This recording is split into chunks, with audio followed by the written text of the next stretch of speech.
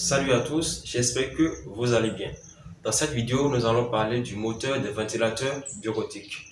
Bien sûr, si ce n'était pas encore fait, si vous êtes nouveau sur cette chaîne, je vous invite à vous abonner et puis à activer la cloche de notification. Ça vous permettra d'être au courant des nouvelles vidéos qui vont sortir après.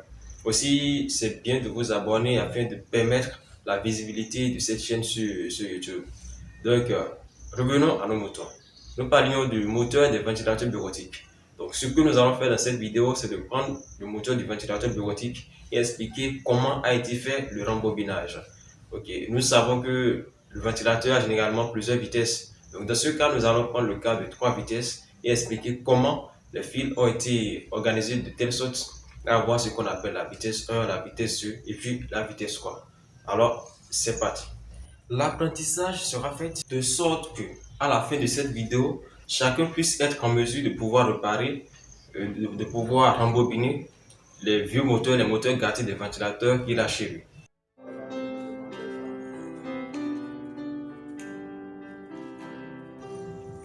Ok, dans notre cas ici, le moteur que nous voulons étudier a les caractéristiques suivantes. On va dire 16 encoches et puis 3 vitesses. Lorsque vous observez la figure sur l'image sur votre écran là, vous allez remarquer que autour du moteur, il y a 8 encoches en général. Oui, 8 enroulements en général. Donc, vous allez voir qu'il y a 4 enroulements qui sont à l'extérieur, qui sont un peu plus volumineux que les 4 enroulements qui sont à l'intérieur. Nous allons appeler les 4 enroulements de l'extérieur la marche 1. Et nous allons appeler les 4 enroulements de l'intérieur le démarrage. Notons que les fils de l'extérieur ont été formés par un seul et unique fil. C'est-à-dire que c'est un seul fil qu'on a pris, qu'on a enroulé pour obtenir tout ce qui est là. Maintenant, quand nous prenons les fils de l'intérieur, ce lot a été obtenu par l'union de 3 fils différents. C'est-à-dire quoi? On a pris un fil qu'on a enroulé, qu'on a placé. On a fait un second fil qu'on a fait et superposé. Et ça a été pareil pour un autre troisième fil. Maintenant, nous allons essayer de passer sur des figures pour beaucoup mieux comprendre ce que nous venons d'expliquer ici. Donc, sur cette figure, nous représentons les encoches par les pointillés en blanc que vous voyez là. Donc, sur ces pointillés, nous allons vous montrer comment a été faite l'installation des fils. Donc, nous allons commencer par la marche 1.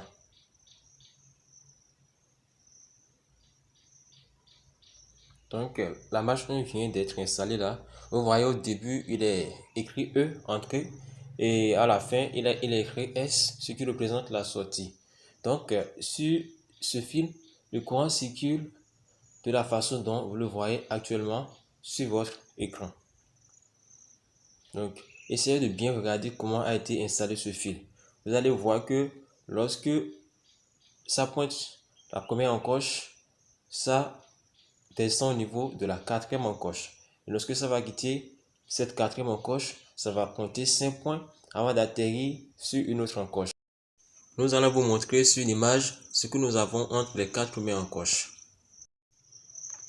Donc là, c'est une image là-haut. Nous sommes en train d'installer la marche 1. Et puis lorsque vous allez regarder en bas là, il y a un enroulement qui est isolé là.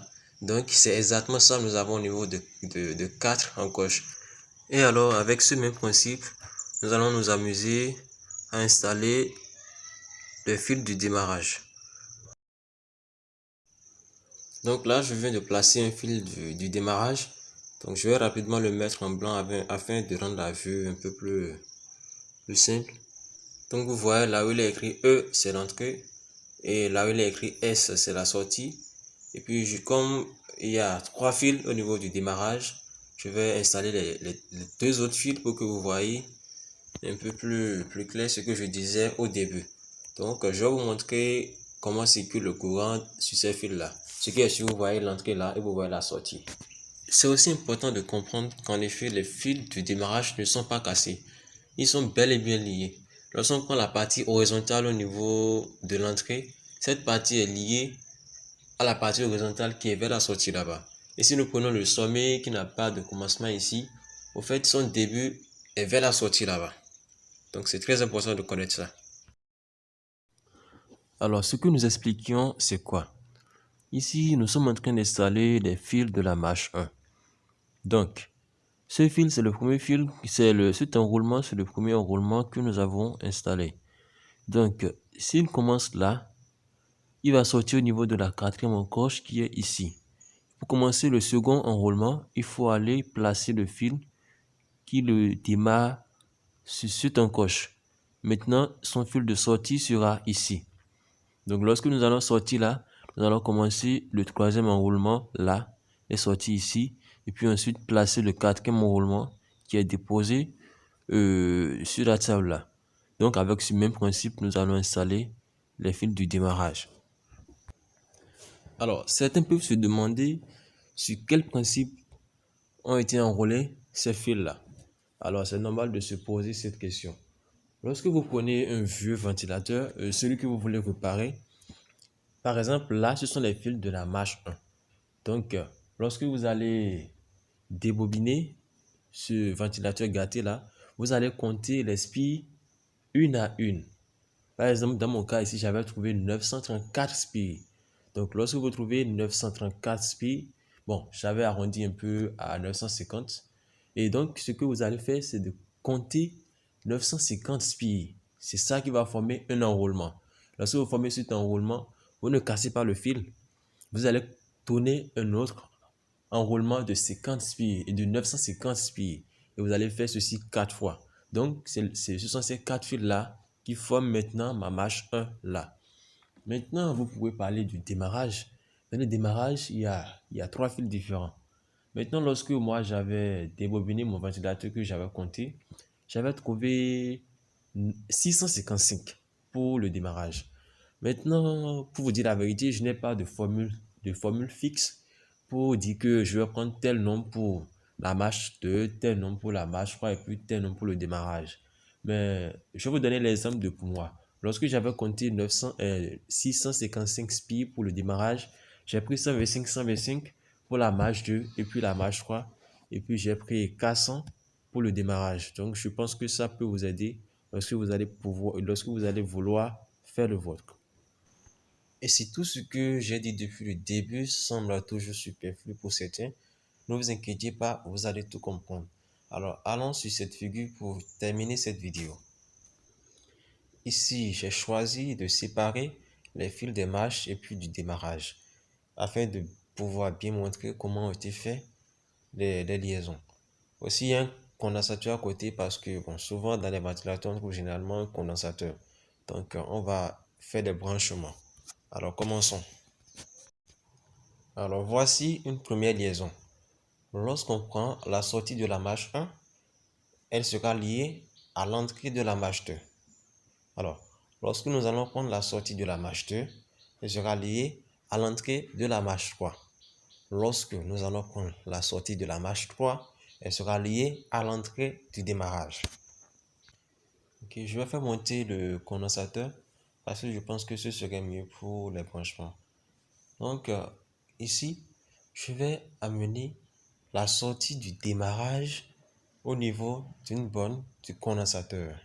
Je pense que c'est la bonne négative. Et puis, je vais prendre l'entrée de la marche 1 que je vais amener à la bonne positive du condensateur.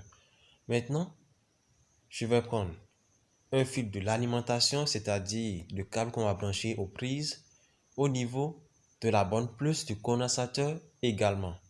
Donc, nous avons un fil de notre alimentation qui est en l'air là. Maintenant, c'est lui qui va déterminer, c'est lui qu'on va utiliser pour déterminer les vitesses. Alors, nous pouvons déjà imaginer la présence d'une sorte d'interrupteur entre l'alimentation et le démarrage. L'alimentation, la marche 3, l'alimentation et la marche 2. Donc, pour obtenir la plus petite vitesse, il nous suffira de cliquer sur le bouton de l'alimentation et le démarrage. Donc, lorsque nous avons cette liaison, ça veut dire que le ventilateur tourne dans sa plus petite vitesse. Et lorsque nous lions l'alimentation et puis la marche 3, alors là, le ventilateur va tourner dans sa vitesse moyenne.